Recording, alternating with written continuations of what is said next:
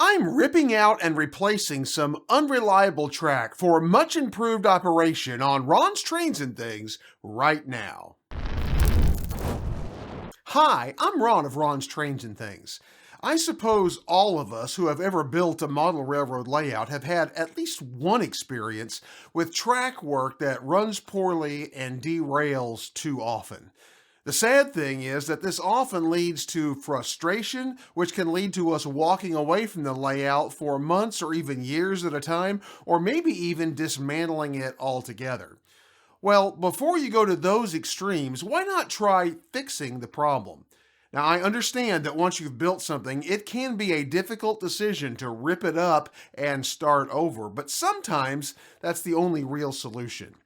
On my layout, I have a crossover that is the primary entrance into North Yard, which is made up of a pair of Pico medium radius turnouts, approximately equivalent to number 6s.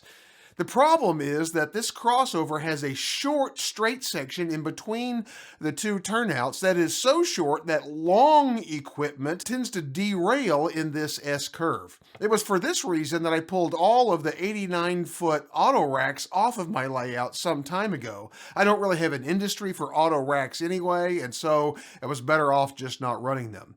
But in 2025, I acquired some 82-foot reefers that I really wanted and needed on my layout, but they simply would not navigate through this crossover. So I decided it was time to bite the bullet, rip this crossover out, upgrade it, and fix the problem. And that's exactly what I'm going to do in this video today. So let's head on over to North Yard and we'll get started. This video is brought to you by Midwest Model Railroad. With 15,000 square feet of inventory and one-day shipping, whether in person or online, they are your one-stop model railroad shop. MidwestModelRR.com, link in the description. To upgrade this crossover into North Yard, I would have to replace at least 3 turnouts. The 2 that make up the crossover itself, but also the extra length required for the longer crossover would run into another switch that leads into my second arrival and departure track. To create the new larger crossover, I used Pico large radius turnouts, approximately equivalent to number 8s. As you will see in a few moments, I ended up replacing a total of 5 turnouts, and I also added tortoise switch machines to the crossover and to one other switch that's on the main line. My turnouts that aren't on the main line are all hand-thrown. I started by cutting the track that would have to come out with a Dremel. I knew I couldn't save the existing turnouts, so I cut into them short of the rail joiners so as to save as much of the existing track as possible. Some of the track I'm removing had been ballasted, so I soaked it with IPA to loosen the ballast. I then used a putty knife to remove the old ballast and the track. This track had been glued down with latex caulk. If your caulk is thin enough, the IPA will soften it just enough to allow you to remove the track. But if your caulk layer is too thick, the IPA will not work. In those cases, the only thing that I know that will soften the caulk is ammonia, and that is not fun to work with. Next, I used the new turnouts to figure out how the new crossover would fit into the existing track work. A couple of the new turnouts would butt up against the diverging end of existing turnouts in the yard. As I started to unsolder the rail joiners from these existing turnouts, I was quickly reminded of a problem I had faced before. Since I use Exzel frog turnouts with plastic frogs, the short rails on the diverging end of the frog will nearly always become dislodged from the frog as they are heated up for unsoldering the rail joiner. Once this happens, the turnout is ruined. I quickly realized that it would just be more efficient to replace these 2 existing turnouts as well with new medium radius turnouts, thus raising my number of turnouts involved in this project to 5. I removed these turnouts and cleaned up the ballast, sanding the area to create a smooth surface for mounting the new trackage. I also removed the rail joiners from the existing track that would be reused and cleaned the rails.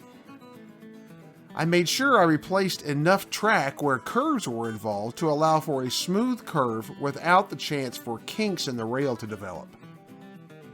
For the 3 turnouts that would be powered by switch machines, the actuating spring on the turnout needs to be removed so the points can move freely. This is done easily from the underside of the turnout with a pair of tweezers. To prepare the turnouts for installation, I used a number 17 chisel blade to scrape off the spike detail on the last tie in all 3 directions of each turnout. This allows the rail joiner to slide into place. I also cut off the extra length and hole from the end of the throw bar that will not be used, as well as the extra knob on the side that will be used. Be sure to support the throw bar well when you're doing this, as it's easy to dislodge the point rails from the throw bar when applying downward pressure with a knife. I marked and cut the length of the existing rail to allow the turnout to fit, then filed the rail in smooth.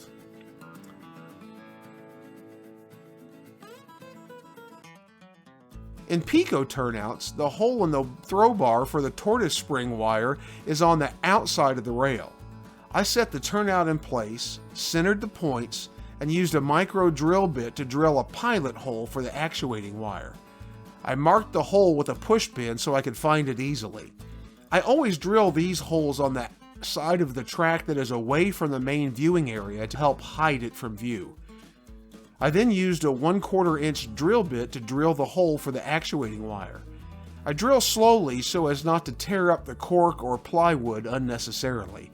I then vacuumed up the debris. I used a round file to clean up the hole, then test fit the turnout over it. Next, I prepared the tortoise for installation. First, I used the diagram on the instructions as a guide to properly bend the actuating wire. Getting this close will help avoid problems later. I then slid the fulcrum into place.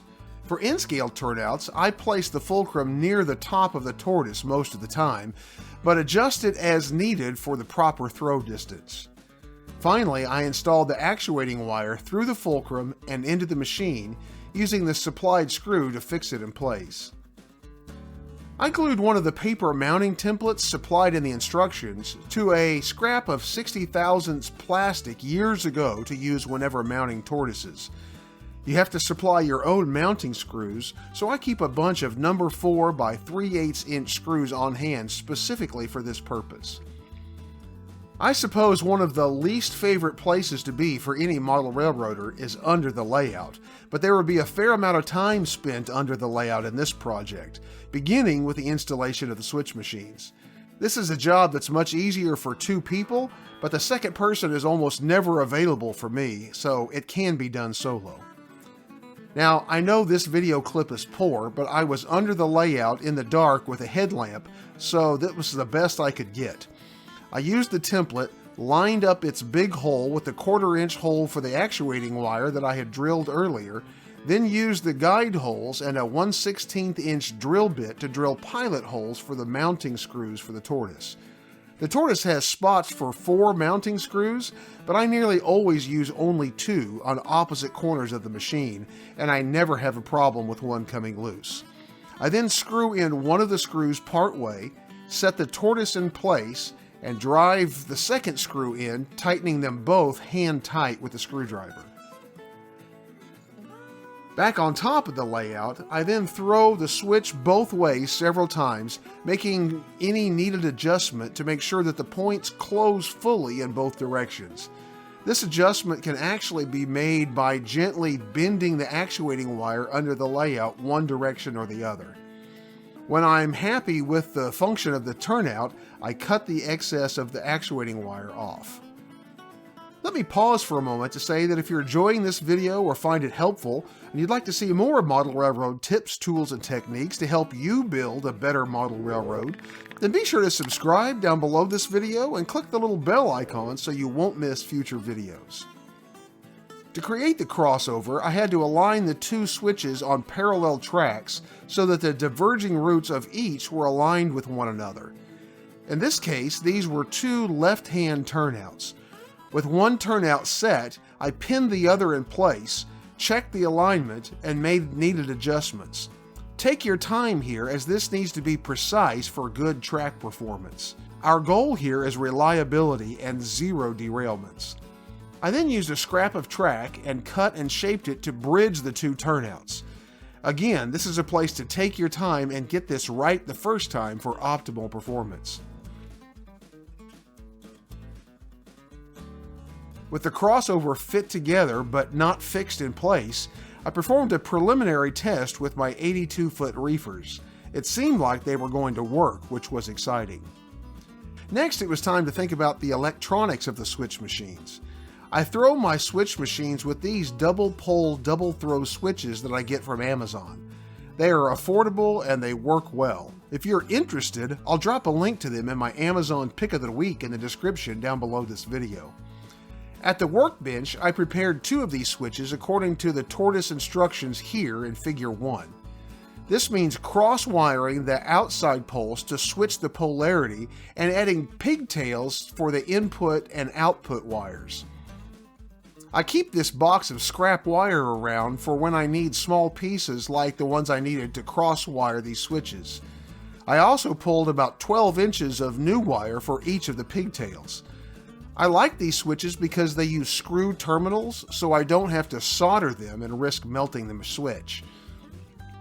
I crimped spade connectors to the ends of the input wires so I could connect them to terminal strips on my 12-volt accessory bus under the layout. Finally, I installed the rear lock nut, which helps keep from damaging the switch when tightening the nut on the front of the fascia.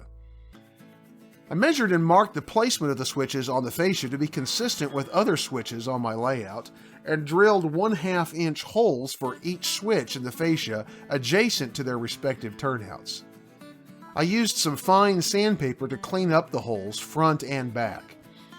I pushed the switches through from the back, then installed the faceplate and the retention nut, which I carefully tightened with pliers. I didn't film connecting the wires under the layout, but it's a simple matter of connecting the input wires to the 12-volt accessory bus in my case, or whatever power supply you are using, and connecting the output wires to terminals 1 and 8 on the switch machines. I then tested the switches to make sure that they were throwing in the right directions for the switch positions and that the crossover switches were throwing in the same directions together. If anything is throwing the wrong way, simply switch the wires on the tortoise to reverse the polarity and to correct the problem. Once everything was working properly, I soldered the wires onto the tortoise terminals.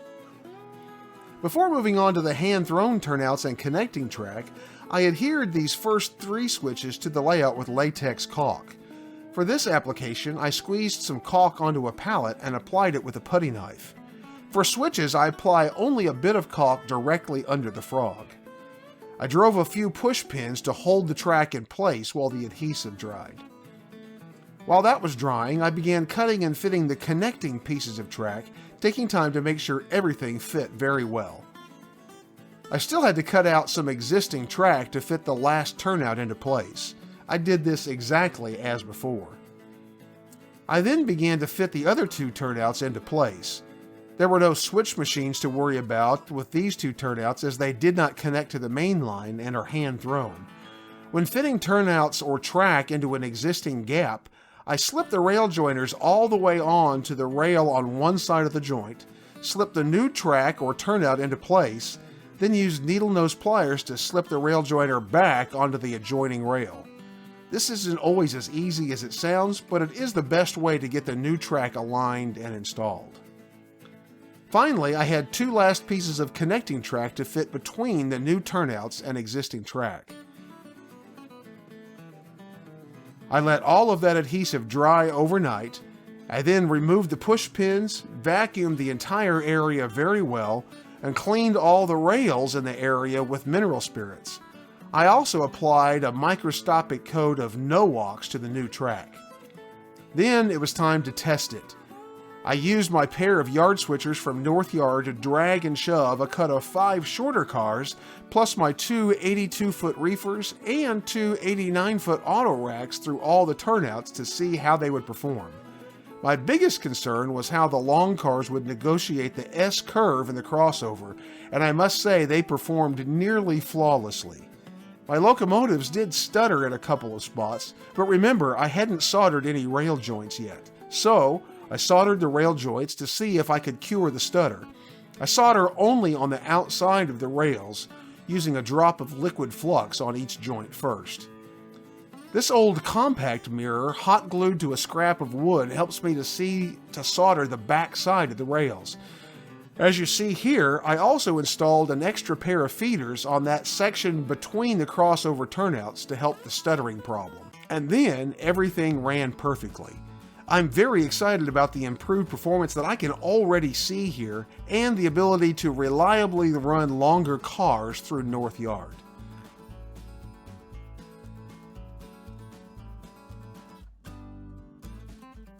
To see more track work tips and techniques, as well as other model railroad content, check out the links on your screen. Remember my Amazon Pick of the Week and other great links in the description down below, and join me for future installments as I bring you even more great model railroad videos, and I'll see you on the next video. 10, Lizzie?